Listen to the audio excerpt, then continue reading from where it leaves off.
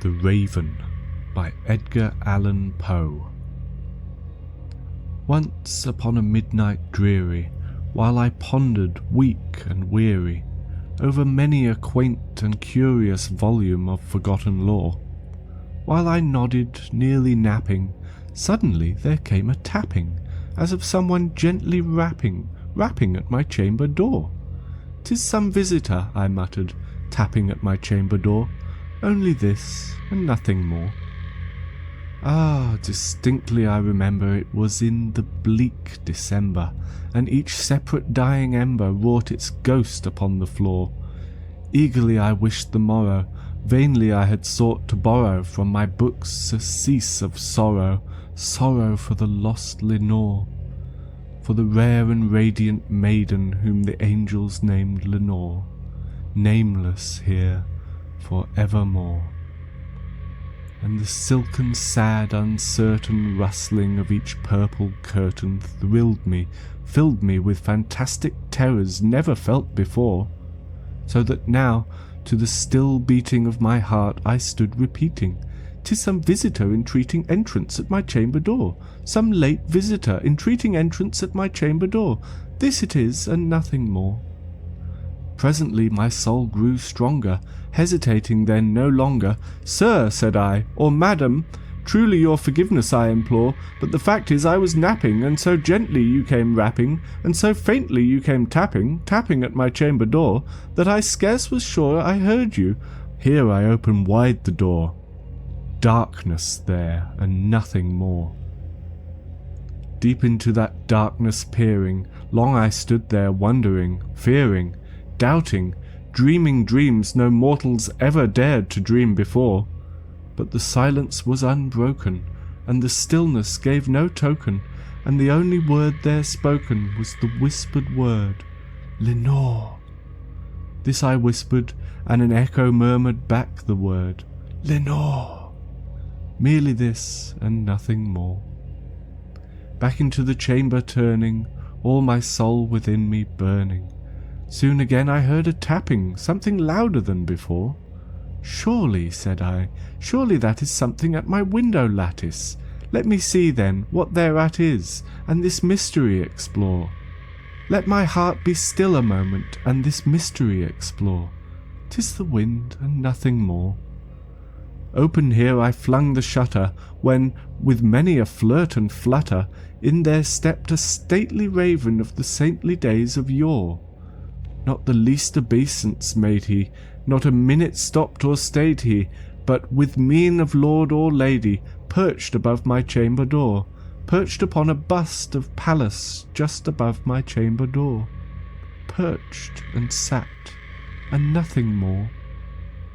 Then the ebony bird beguiling my sad fancy into smiling, by the grave and stern decorum of the countenance it wore, "Though thy crest be shorn and shaven, thou," I said, "art sure no craven, ghastly grim and ancient raven wandering from the nightly shore. Tell me what thy lordly name is on the night's Plutonian shore." Quoth the raven. Much I marvelled this ungainly fowl to hear discourse so plainly, though its answer little meaning, little relevancy bore. For we cannot help agreeing that no living human being ever yet was blessed with seeing bird above his chamber door, bird or beast upon the sculptured bust above his chamber door, with such name as Nevermore. But the raven sitting lonely on that placid bust spoke only that one word, as if its soul in that one word he did outpour. Nothing farther then he uttered, not a feather then he fluttered, till I scarcely more than muttered, "Other friends have flown before. On the morrow he will leave me, as my hopes have flown before." Then the bird said, startled at the stillness broken by reply so aptly spoken.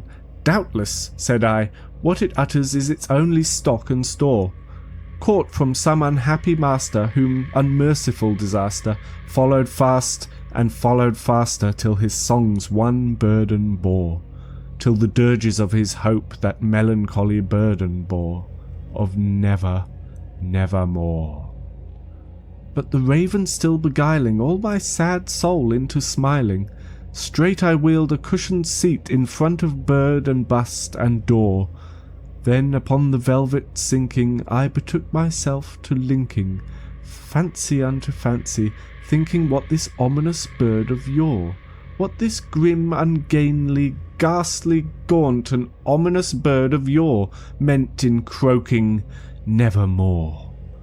This I sat engaged in guessing, but no syllable expressing to the fowl whose fiery eyes now burned into my bosom's core. This and more I sat divining, with my head at ease reclining on the cushion's velvet lining that the lamplight gloated o'er, but whose velvet violet lining with the lamplight gloating o'er she shall press, nevermore. Then, methought, the air grew denser, perfumed from an unseen censer, swung by seraphim, whose footfalls tinkled on the tufted floor. "Wretch," I cried, "thy God hath lent thee, by these angels he hath sent thee, respite, respite and nepenthe from thy memories of Lenore. Quaff, oh quaff this kind nepenthe, and forget this lost Lenore." Quoth the raven, "Prophet," said I, "thing of evil, prophet still, if bird or devil, whether tempter sent, or whether tempest tossed thee here ashore, desolate, yet all undaunted, on this desert land enchanted, on this home by horror haunted, tell me truly, I implore, is there balm in Gilead? Tell me, I implore." Quoth the raven, "Never." "Prophet," said I, "thing of evil, prophet still, if bird or devil, by that heaven that bends above us, by that God we both adore, tell this soul with sorrow laden if, within the distant Aidenn, it shall clasp a sainted maiden whom the angels name Lenore. Clasp a rare and radiant maiden whom the angels name Lenore." Quoth the raven, "Nevermore." "Be that our sign of parting, bird or fiend," I shrieked upstarting, "get thee back into the tempest and the night's Plutonian shore. Leave no black plume as a token of that lie thy soul has spoken. Leave my loneliness unbroken. Quit the bust above my door. Take thy beak from out my heart, and take thy form from off my door." Quoth the raven, "Nevermore." And the raven, never flitting, still is sitting on the pallid bust of Pallas just above my chamber door. And his eyes have all the seeming of a demon's that is dreaming, and the lamplight o'er him streaming throws his shadows on the floor. And my soul, from out that shadow that lies floating on the floor, shall be lifted nevermore.